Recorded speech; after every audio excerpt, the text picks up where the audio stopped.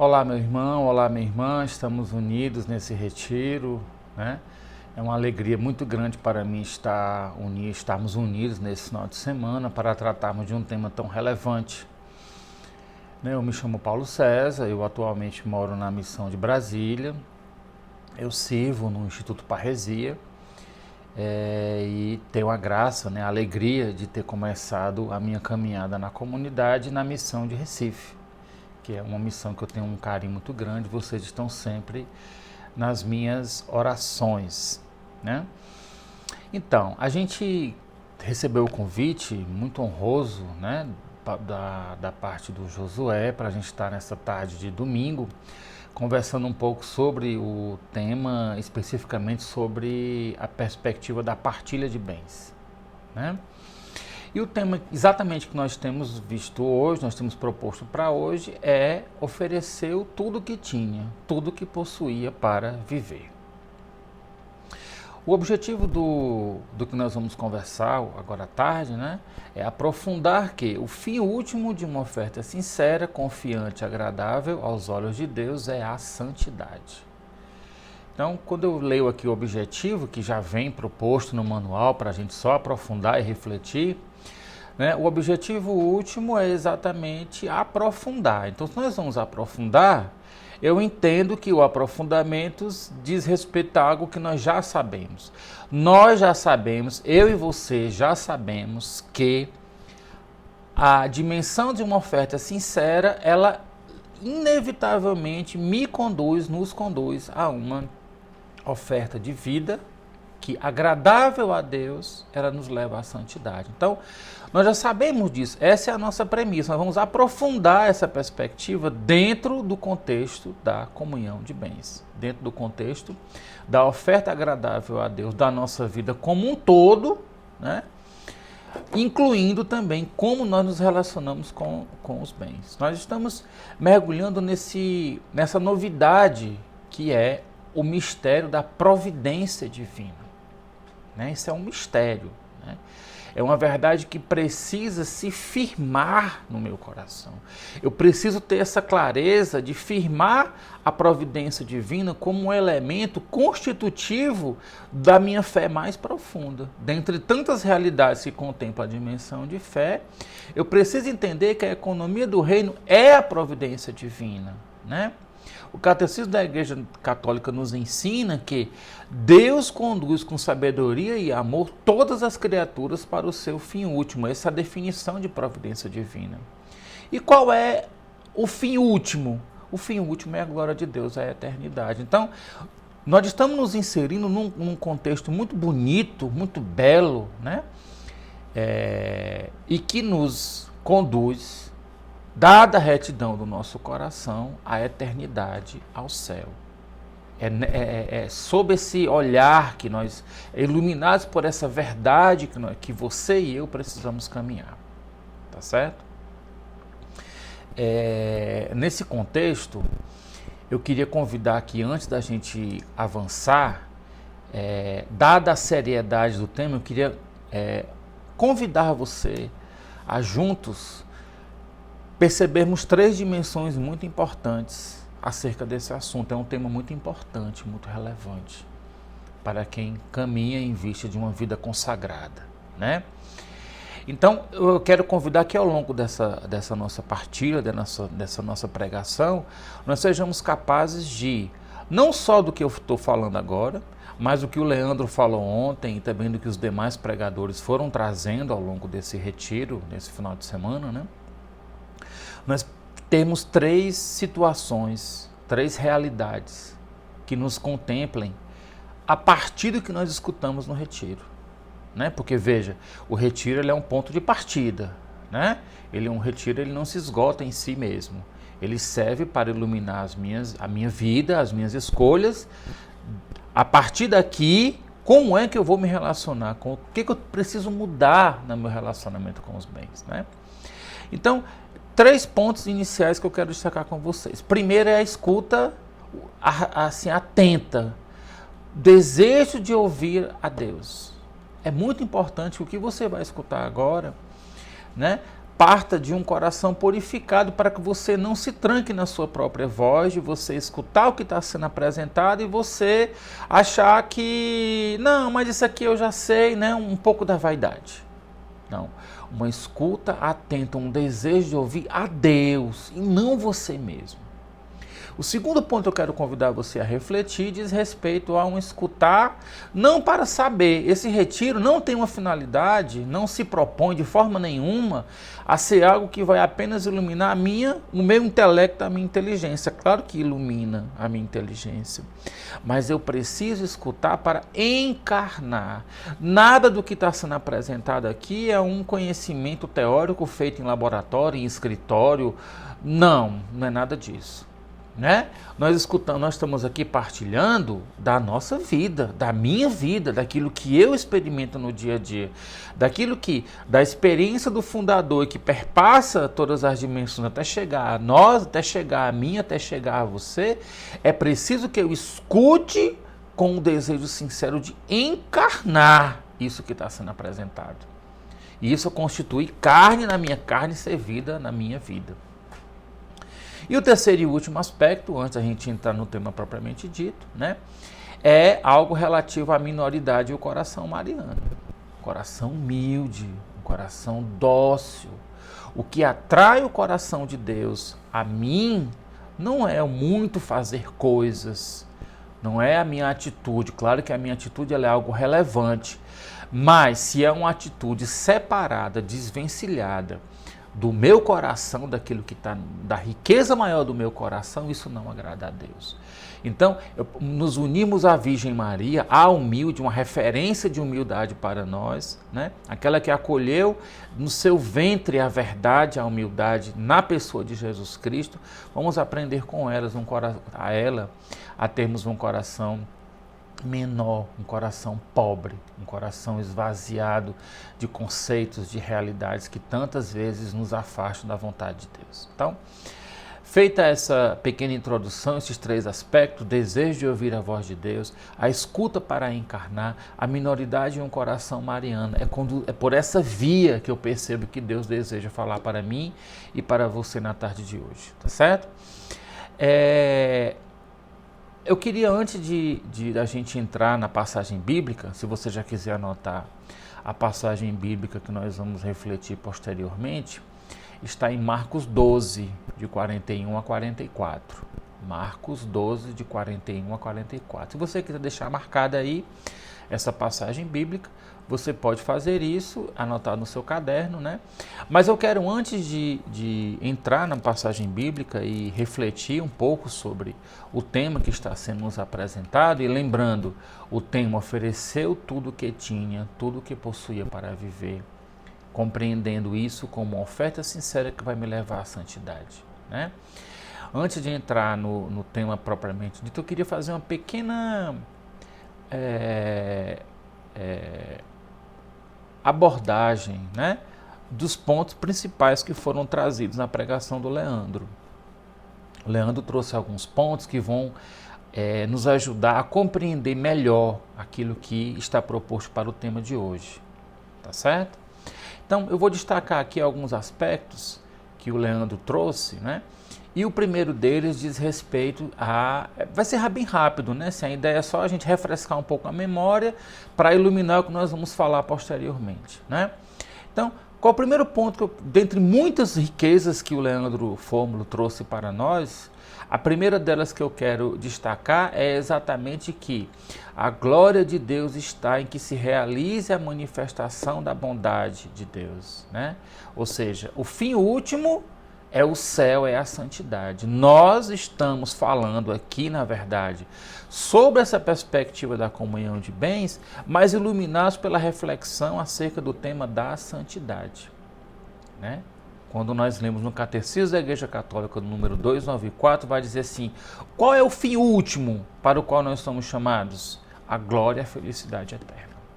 Então, isso precisa estar muito claro na nossa cabeça, que não estamos tendo uma visão, como Moisés fala em outro momento aqui na revista Escuta, né, essa mais recente, né, Não estamos apenas numa dimensão imanente, material, mas nós estamos falando de eternidade, estamos falando de santidade, da visão beatífica de Deus, que passa pela minha resposta madura, pela minha adesão pessoal.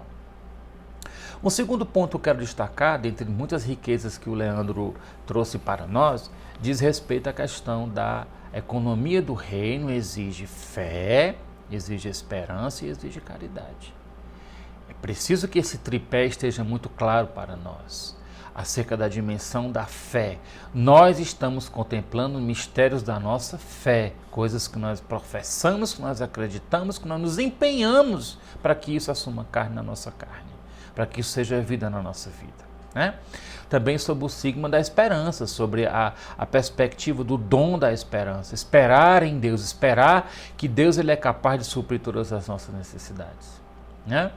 E por fim a dimensão da caridade, que é quando eu colaboro com a obra de Deus. Na medida que eu coloco meus bens à disposição, eu estou colaborando diretamente para que aquela percepção do que eu tenho do que Deus permitiu que eu tivesse, né? Eu colaboro com Deus para que alcance muitas pessoas. E atenção, o Leandro falou algo interessante quando ele fala que eu não tenho muita clareza, não sei exatamente onde pode chegar a doação que eu faço, a minha partilha de bens, né?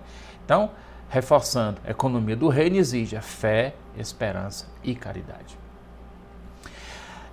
O penúltimo aspecto que eu quero destacar, antes da gente começar, é a perspectiva de a mediação humana é realizada por meio das mãos de Jesus, ou seja, ao fazer a minha comunhão de bens, ao devolver a Deus, ao fazer a partilha dos meus bens, que incluem os bens materiais, mas também o meu tempo, a minha oração, que inclui o fato de eu estar aqui agora falando para vocês, é uma partilha de bens, a gente não pode perder isso de vista, né? Mas que Jesus, vendo o meu coração, vendo a real intenção do meu coração de me unir de maneira mais profunda a Ele, Jesus, com as suas mãos, oferece ao Pai. E isso me reconcilia com Deus, me reconcilia comigo mesmo e também me reconcilia com a criação. Quer dizer, todo o pecado que nós infelizmente experimentamos no nosso dia a dia e que infelizmente nos afastam da bondade, do amor, da verdade que é Deus, na medida em que eu concretamente faça a minha oferta de vida, Jesus oferecendo ao Pai, isso tem o dom de divinizar e dessa forma, divinizando, me reconciliar, como eu já falei, com Deus, com os outros, comigo mesmo e também com a criação. Último aspecto que o Leandro falou, eu já parto justamente para a nossa leitura da palavra de Deus, né? É que a partilha de bens, ela se volta contra o mundo, contra a carne, contra mim mesmo, né? Partilha de bens, de uma certa forma, é morrer para este mundo. Eu acho isso muito forte. É importante que você reflita sobre isso, sobre a disposição do seu coração de você morrer para esse mundo. Caminhar para uma vida consagrada, nós estamos no 2º ano de postulantado. E com a graça de Deus, nós vamos cada vez darmos passos em direção às promessas definitivas. Nosso irmão Josué esse ano deu esse passo definitivo, quebrou essa ponte, né? Não tem mais como retornar. Mas, para isso que nós caminhamos e entendendo que na ruptura diária com o mundo, na ruptura com o pecado, com o mal e, sobretudo, na minha partilha de bens, também é uma forma de morrer para este mundo perecível, para esse mundo que passa, para esse mundo que, como nos ensina Santa Teresa d'Ávila, uma grande amiga minha, né, é um instante entre duas eternidades, né, 2 momentos. Nós viemos de Deus e para Deus nós voltaremos. Morrer para esse mundo, na verdade, é preparar o meu coração para o céu, né?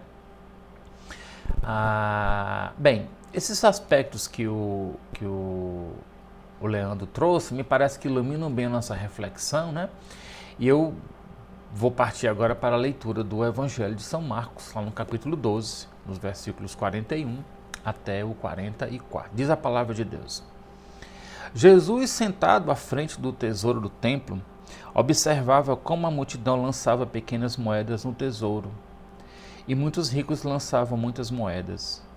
Vindo uma pobre viúva, lançou 2 moedinhas, isto é, um quadrante, e chamando a si os discípulos, disse-lhes: em verdade, em verdade eu vos digo que esta viúva, que é pobre, lançou mais do que todos os que ofereceram moedas ao tesouro, pois todos os outros deram do que lhes sobrava. Ela, porém, na sua penúria, ofereceu tudo o que tinha, tudo o que possuía para viver. Palavra da salvação. Glória a vós, Senhor. Então, alguns aspectos relevantes dessa passagem bíblica que vão nos iluminar a nossa reflexão. Primeiro, esse sentar-se de Jesus. Ele fala que Jesus ficou sentado na frente do tesouro do templo, né? Jesus senta perto do cofre. O sentar-se de Jesus configura, assim como no momento da multiplicação dos pães, a espera de Deus. Deus espera que o homem, que a mulher, que eu e você resolvamos nos dirigir até Ele.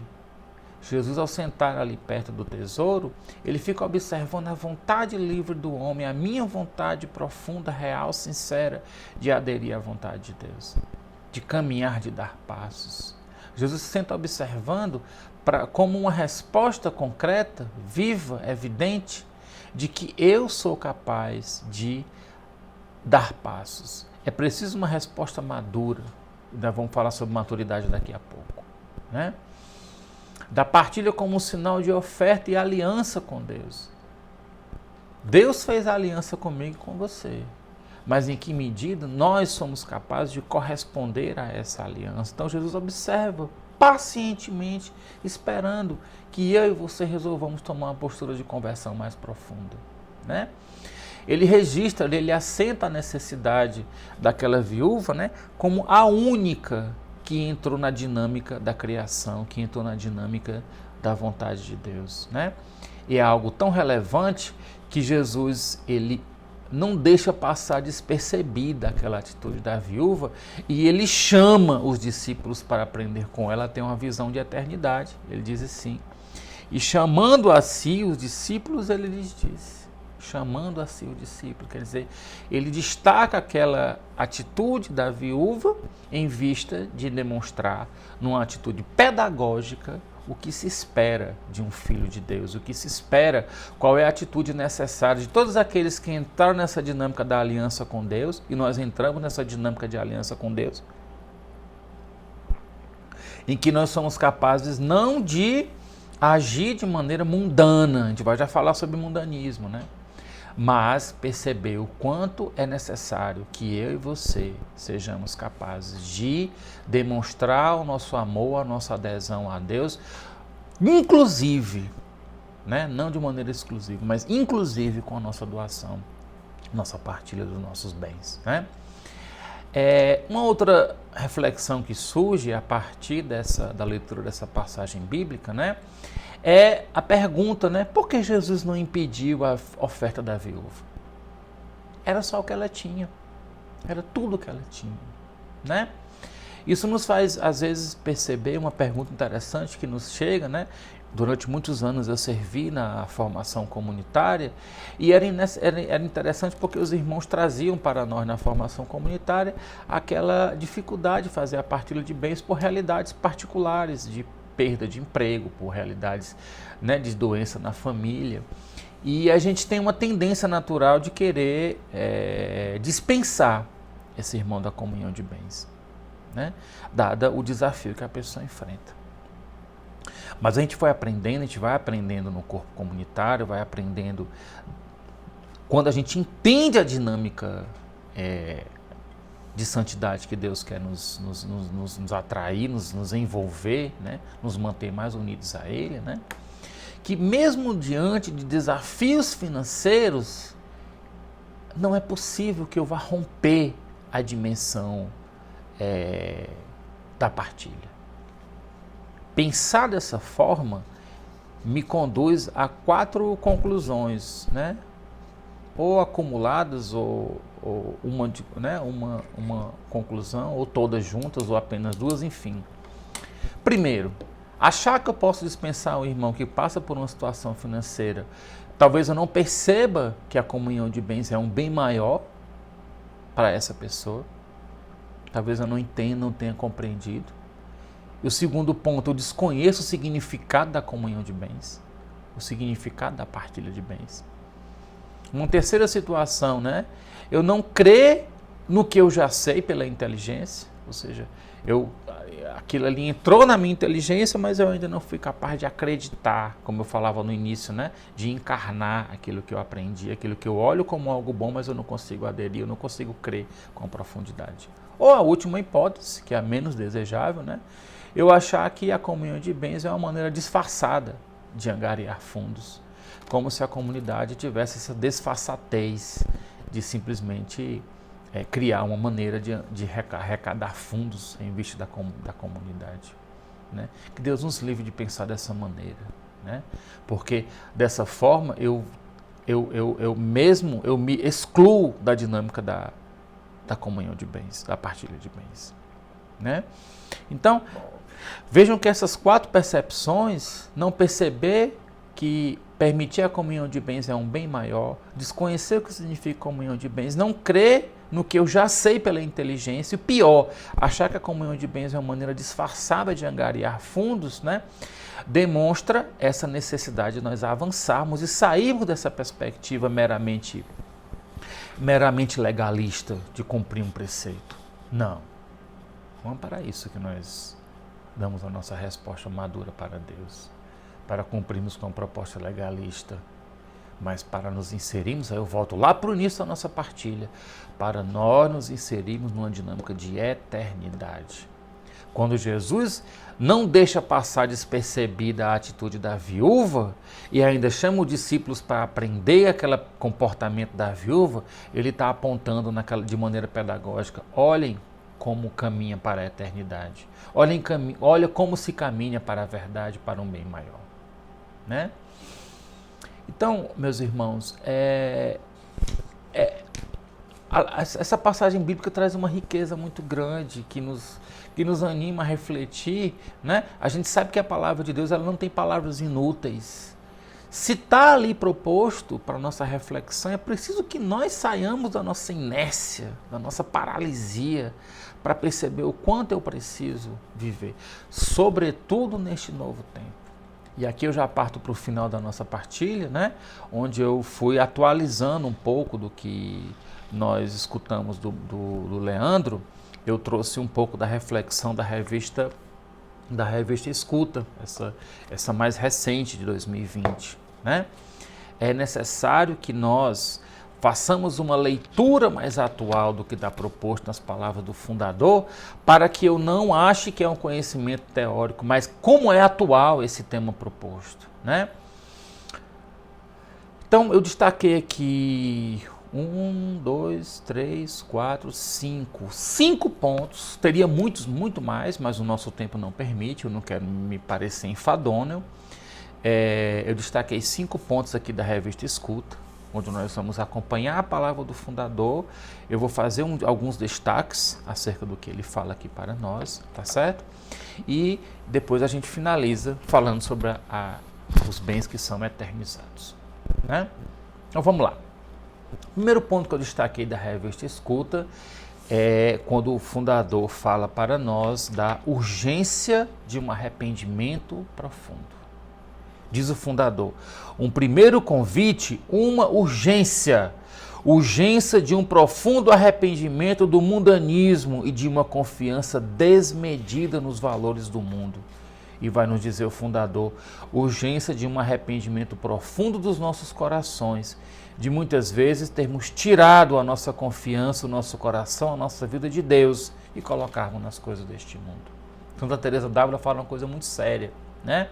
Ela diz assim: o risco que nós corremos de nem santo nem pecador mundanos, que Deus nos livre dessa desgraça, de vivermos um mundanismo, de termos um pé no mundo e um pé em Deus. Né? E aqui o fundador nos alerta para a necessidade do arrependimento. Esse é um ponto de partida necessário para nós podermos avançar em vista da santidade da eternidade. Eu preciso ter a minha consciência limpa diante de Deus e me arrepender profundamente. Senhor, como eu tenho agido de maneira mundana? Eu espero que o que eu esteja falando aqui chegue ao seu coração e, na verdade, não venha entristecê-lo pelos muitos pecados cometidos, assim como eu também pelos meus muitos pecados cometidos. Porque tem uma coisa importante que eu quero ressaltar na nossa partilha de hoje, nesse encontro, nesse feliz encontro de hoje, né? Que eu não vim aqui para... Eu não me proponho a estar aqui com vocês para apenas para ensinar coisas, mas eu vim aqui para me unir a vocês, para estarmos juntos e percebermos como eu preciso de um arrependimento profundo, para que a partir desse arrependimento eu seja capaz de recomeçar a minha vida, a minha história. Hoje, no momento que se chama hoje, no momento que se chama agora.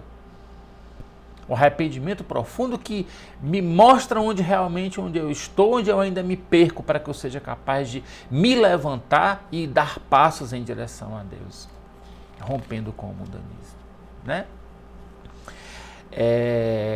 Nesse mesmo capítulo, quando o fundador fala da necessidade de arrependimento, ele também vai falar para nós de exemplos dos muitos pecados que nos atormentam, né?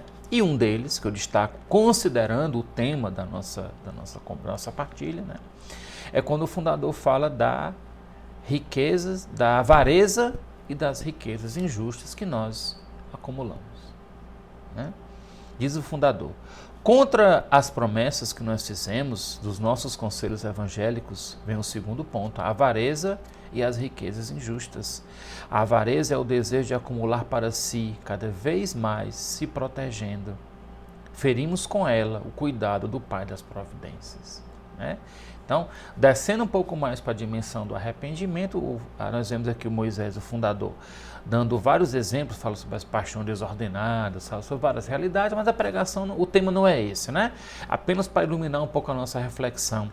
Quando o Moisés diz para nós, as riquezas injustas não são simplesmente as conquistadas de maneira desonesta, mas toda a riqueza que são os dons e os bens que Deus nos deu e que nós não colocamos a serviço da justiça, que nós não colocamos à disposição, né? Então é preciso que nós reflitamos, sejamos maduros o suficientes, né, para já entrar no terceiro ponto. Eu falei que eram 5, no terceiro ponto, que é, partindo do arrependimento, dando um nome concreto à minha postura de avareza, de acumular riquezas injustas, eu utilizar isso não como algo que vai me levar para baixo, mas algo que, com arrependimento, com uma contrição perfeita, eu ser capaz de utilizar disso como uma reparação de brechas. E aqui eu entro no terceiro ponto que eu destaquei, né? Que dentre as muitas formas que o fundador nos apresenta para a reparação de brechas, ele fala da necessidade da conversão pessoal. A nossa própria conversão. A minha própria conversão, ela ajuda na construção da comunidade a qual nós estamos inseridos, estamos vivendo. Preciso compreender, não diz o fundador, é importante que nós sejamos dóceis à obra reparadora de Deus na nossa vida, permitindo que Ele repare as nossas brechas pessoais. É também muito importante que eu me deixe alcançar pela reparação de Cristo na sua carne. Então, reparar brechas compreendendo a necessidade da minha própria conversão. E aqui, né, quando eu falo da própria conversão, eu estou na página 103 da revista Escuta. Se você puder posteriormente ler esse tópico, eu recomendo vivamente que você faça isso, né? Eu vou entendendo exatamente o quanto eu ainda preciso me converter sobre a maneira como eu me relaciono com os bens. Quer dizer, o fundador fala da própria conversão num sentido muito amplo, né? A dimensão da lexo divina, a dimensão da Eucaristia, o Cristo comungado, a Eucaristia comungada e a Eucaristia adorada, muitos aspectos, mas eu vou trazer um pouco para estarmos alinhados com o tema da nossa formação, da nossa pregação, né? A dimensão, a perspectiva da partilha de bens como um sinal concreto da minha conversão pessoal. E nessa perspectiva, favorecer a reconstrução da comunidade no sentido de repararmos as brechas existentes, como algo que não diz respeito ao outro. Eu tenho que esperar que o outro repare as brechas, tenho que esperar que o outro faça parte dele. Não, eu fazer a minha parte, encarnar na minha carne, como eu dizia no início da nossa partilha, né? O quarto ponto diz respeito à dimensão da partilha de bens como um sinal evidente da minha maturidade missionária, né? Diz o fundador, na página 125. É um trabalho da graça na liberdade humana que vai se operando na nossa vida, porque afinal de contas, a oficina de Deus é a nossa vida. A oficina de Deus é a sua vida, a minha vida. A nossa vida de relação com os irmãos, a nossa vida de relação com a missão, e eu poderia acrescentar a nossa relação com os bens. Deus vai operando assim pela sua graça, de acordo com a nossa liberdade no decorrer do tempo, a maturidade dos missionários. Então, quando eu preparava essa pregação que eu rezava, né, me veio muito forte esse trecho da Revista Escuta, quando Moisés falava da dimensão da maturidade. Ele não está falando aqui especificamente sobre dimensão de partilha de bens, mas Deus ele foi convencendo o meu coração de que na hora em que eu vou me inserindo nessa dinâmica, na oficina de Deus que é a minha alma, né, na dimensão da relação com os irmãos, a relação com a missão, é evidente que é um sinal da minha maturidade missionária, da minha maturidade como missionário Shalom, como membro da comunidade. É evidente que eu estou agindo aqui não pensando em mim, mas pensando de toda forma, como uma expressão de toda forma que a comunidade precisa para ser reconstruída. É um sinal de maturidade e não uma ingenuidade, e não uma atitude egoística, né? Uma atitude de purificação da nossa alma, né? E o último ponto, teria muitos outros, mas por uma questão do tempo eu não vou me alongar mais, né? O fundador fala aqui lá na página 161 sobre os muitos recursos que a comunidade oferece para a reconstrução do corpo comunitário. E dentre os muitos recursos, ele fala aqui da formação pessoal, né, também da formação comunitária, né? E ele fala aqui sobre a dimensão da autopercepção. Eu vou ler aqui um trechinho para usar as palavras dele, para não fugir aquilo que o fundador propõe, diz o Moisés, né? Onde foi na minha vida que eu corri o risco de me perder? Não sei se em relação a outras pessoas, mas isso me ajudou a entender um pouco. Eu corri o risco de me perder onde eu tentei me esconder de Deus e de quem eu poderia me ajudar. Quando eu tentei me esconder de Deus, o próprio Deus, fugi de colocar determinadas questões diante dele. E quando tentei fugir das pessoas que poderiam realmente me ajudar, nesse momento eu corri um grave risco de me perder. Muitas vezes vocações se perdem por aí. Essa pode ser uma das questões. Meu irmão, minha irmã, você que me acompanha agora, certamente você enfrenta, assim como todos nós enfrentamos, né? Situações, vamos dizer assim, de desânimo mesmo, com a vida, com as exigências comunitárias. Mas aqui o fundador nos alerta dos recursos que a comunidade oferece para não permitir que você se perca. Deus está sempre disposto a me ouvir, a ouvir você. Mas às vezes eu me afasto tanto de Deus, veja que eu não estou aqui terceirizando a culpa, né? Eu me afasto de Deus. De modo que Deus ele fala, eu já não escuto mais a sua voz, porque eu estou tão distante que eu não consigo mais escutar a sua voz. Né? E onde é que... Qual é o ponto decisivo para eu começar esse afastamento? Sim, porque um afastamento de Deus ele não se dá de maneira instantânea, ele vai sendo construído. Assim como nós nos aproximamos de Deus de uma maneira tranquila, serena, respeitando o tempo que nós somos capazes de ofertar a Deus, nós também nos afastamos gradativamente. E a pergunta-chave aqui do fundador é: em que momento eu comecei a me perder? E aí, quando ele pergunta isso, é inevitável que eu traga a reflexão para, não para acusar você, Deus me livre, né? Não no sentido de acusação, mas de ponderar, né? Em que momento as minhas escolhas que eu estou fazendo hoje, que eu estou vivendo hoje, em que sentido essas escolhas que eu estou fazendo hoje, de alguma forma, estão me afastando de Deus? Né? E aqui o fundador diz, né? Eu preciso parar para refletir quando foi que começou esse círculo vicioso que foi me afastando da verdade e da bondade de Deus. Será que essa dimensão não está exatamente naquilo em que eu vou retendo para mim, onde eu vou guardando e acumulando para mim de maneira egoística? Essa é uma boa reflexão, né? Tendo como ponto de partida a oração, talvez a gente esteja se perdendo por não rezar, por não procurar a Eucaristia. Eu não sei qual a realidade que você vive atualmente. Mas eu sei que dentre muitos pontos que podem ensejar uma ruptura com a vontade de Deus e com aquilo que nós prometemos diante do Senhor na nossa vivência, está uma reflexão profunda sobre como nós nos relacionamos com os nossos bens.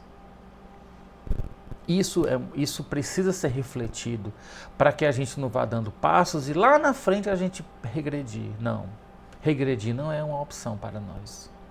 Regredir não é uma opção para aquele que foi chamado por Deus. Dar passos para trás de forma alguma, só se for para ganhar impulso, para ir mais para frente, para avançarmos, para irmos além.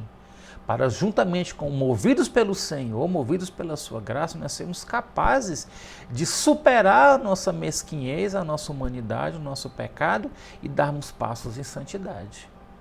Né? E aí eu finalizo a nossa reflexão. Né? O último ponto eu falei, o recurso, onde eu estou agora, onde as minhas escolhas me colocaram, uma reflexão para você fazer, tá certo? Mas eu finalizo trazendo essa dimensão da esperança desses bens que são eternizados. Nós começamos a nossa partilha falando sobre a dimensão de céu, de eternidade, a providência divina que é essa que me insere nessa dinâmica do fim último das coisas, que é a eternidade, que é a santidade. E aí nesse livro aqui da providência, né, o segredo da providência divina, ele vai dizer algo bem interessante para nós, né? Por ter partilhado, aquela viúva pobre e despojada, ela, livrando-se dos pesos que ela carregava, ela pôde correr ao encontro de Deus sem peso nenhum. Tendo sido as mãos de Deus para o sustento do templo, e eu e você somos mãos de Deus para sustentar o corpo comunitário e até coisas além que nós não compreendemos ainda, onde pode chegar os missionários, onde o alcance da nossa oferta de vida, da nossa partilha de bens, onde pode chegar, nós não temos noção, não temos dimensão, né? Mas, tendo sido as mãos de Deus para sustentar o templo, receberam das mesmas santas mãos a eternidade, fruto por excelência da sua providência. A providência de Deus que nos insere, que as mesmas mãos que oferecem para Deus as nossas primícias, aquilo que tem mais valor para nós, também são as mãos que acolhem a eternidade generosamente dada por Deus. Amém. Que Nossa Senhora interceda por cada um de nós, para que sejamos capazes de, ouvindo essas palavras, encarnarmos a nossa vida.